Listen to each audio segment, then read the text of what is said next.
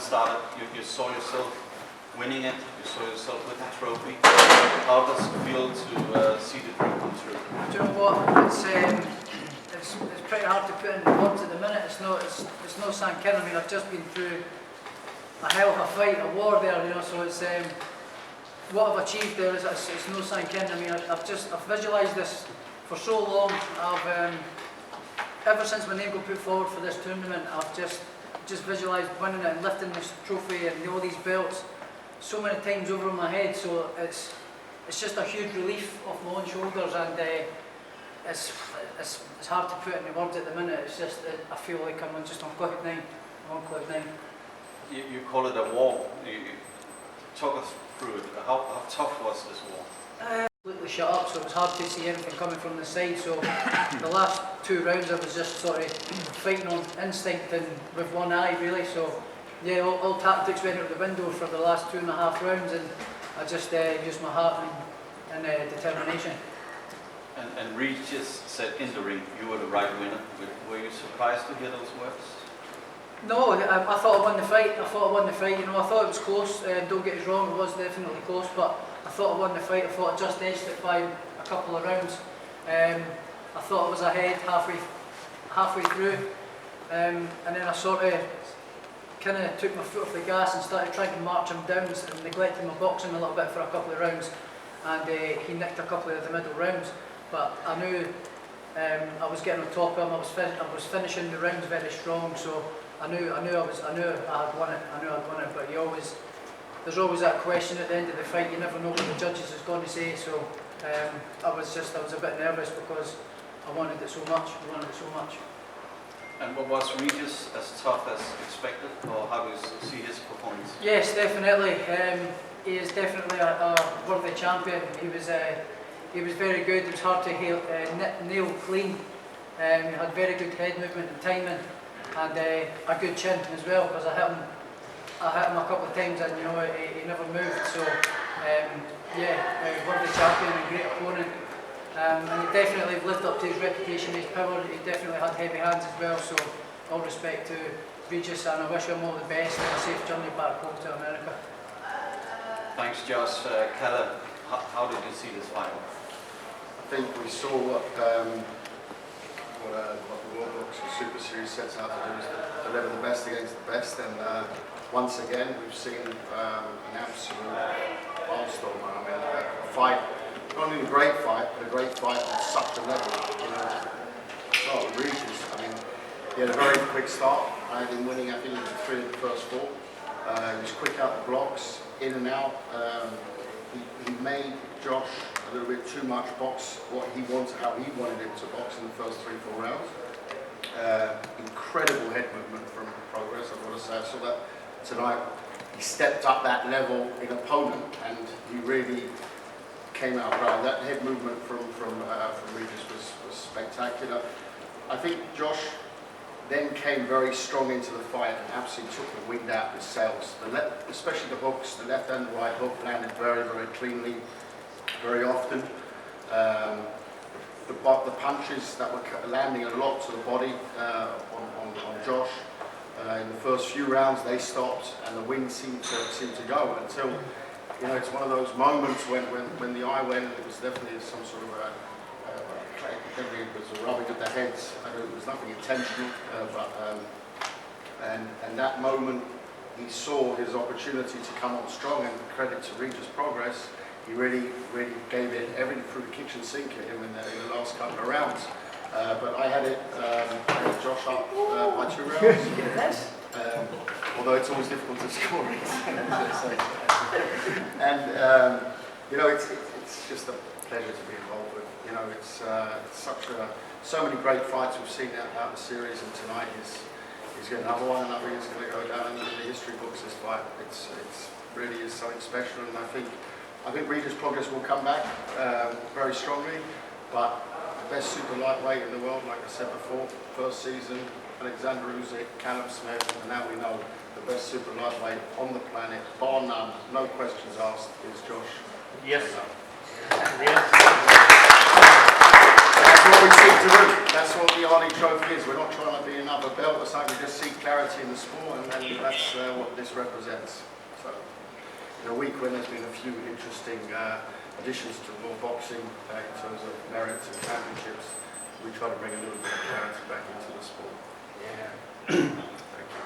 Shane, you were in the final last year with George Groves. This time, you got your fighters' hands on the trophy. How does that feel? Oh, amazing, amazing. This camp hasn't been the easiest camp. You know, Josh has lost his father-in-law. My sister passed away as well. The two of us brought us, in really tough times, brought us together, you know, and in those rounds, they were tough rounds, he dug in, and he proved he's the best fighter in the world, you know. And as Callum said, this is the Muhammad Ali Trophy. He was renowned for his fights with Joe Frazier, George Foreman, and I think that really lived up to an unbelievable fight. When Josh started getting momentum, Regis came back. When Regis got momentum, Josh turned it around, and it was just back and forth. I had Josh winning by 2 rounds, but what a fight, and unbelievable to get our hands on the trophy. You know, he's been with me since he was an amateur. Terry McCormack done a fantastic job as an amateur. He did everything, and then he's come down to London, and he's just his 16th fight. He's a unify world champion. He's got the Muhammad Ali Trophy. He's the best fighter in the world. Yeah, Barry. Just to reiterate what Shane said, I mean, over this time, Josh Taylor, I knew he was special. We moved very aggressively with him because we knew what he was capable of. When Cala and Nissa came along with the boxing Super Series, we were #1 for Jose Ramirez, but we gave that up to go and box in this tournament, and that was the right decision. 16 professional fights, so he's a sensational kid, and he's getting better. He had to fight this time. What he done was he took the Fight 2 program. He made him, he fought his type of fight, and he still came out on top.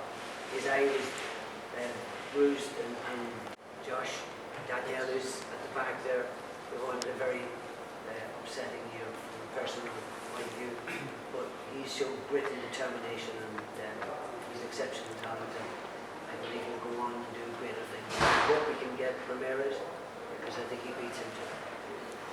Thanks, Barry. Let's take a few questions. Josh, how does it feel to be Scotland's first Ring Magazine junior welterweight champion? Do you know what? I just don't know. Looking at this, it doesn't feel real yet. It definitely hasn't sunk in. I visualised it I've visualised it for so long, and I haven't quite. It hasn't quite sunk in yet. It'll be for another couple of days when I sit back and relax, and I sit back in the house with my girlfriend, and this will be the first furniture we have in the new house as well. So we'll sit and look at these with no couch, no bed, no TV, and all these belts. So that's when it will sink in, and I'm over the moon. I mean, it's hard to put into words at the minute.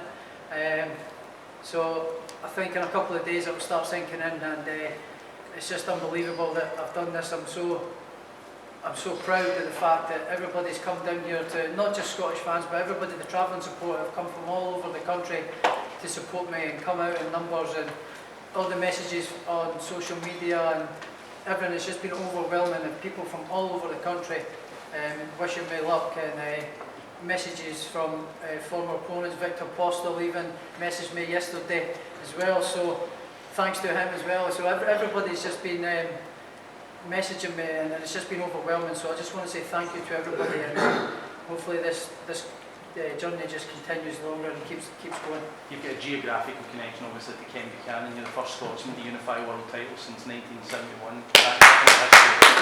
Yes, he is!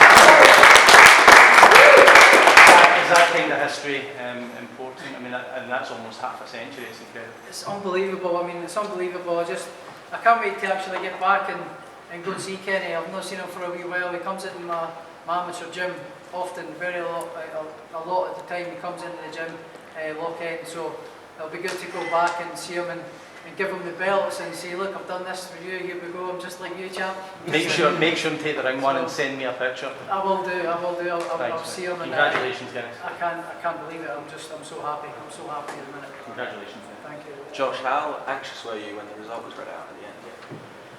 Do you know, I was nervous because you just don't know what the judges are going to say or how they scored it. I thought that I had won it by maybe 2 rounds, maybe 2 or 3 rounds. I thought I was slightly ahead, but you never know, and because there was so much at stake, I was slightly nervous. So when they said from the Fighting Pride of Scotland, it was just the house came crashing down on me. It was just a huge relief and just overwhelmed with emotion. It's just that I can't believe it. I'm so proud of myself. I can't believe I've done it. I'm so happy. I'm so happy, and happy to all my team and everybody that's believed in me from the start. I never believed I would do this so quickly, and I've only been pro about 4 years, just turned 4 years, and unified champion. And it's unbelievable. It's unbelievable. Josh, congrats on the victory. You know, Ricky Hatton is the last person from the UK who was the guy at 140 pounds, and this certainly looked like a star-making performance. How big of a star do you think you could be going forward off of this victory? Well, hopefully now I get the recognition that I think I deserve. You know, everybody's sort of said I've been under the radar, which I kind of like. I'm not a show pony. I don't act up for the cameras and everything like that. So I kind of like being under the radar and doing my own thing. But I think this is just going to take my profile to the next level, and I think everybody will start getting behind me now. And I thought hopefully if I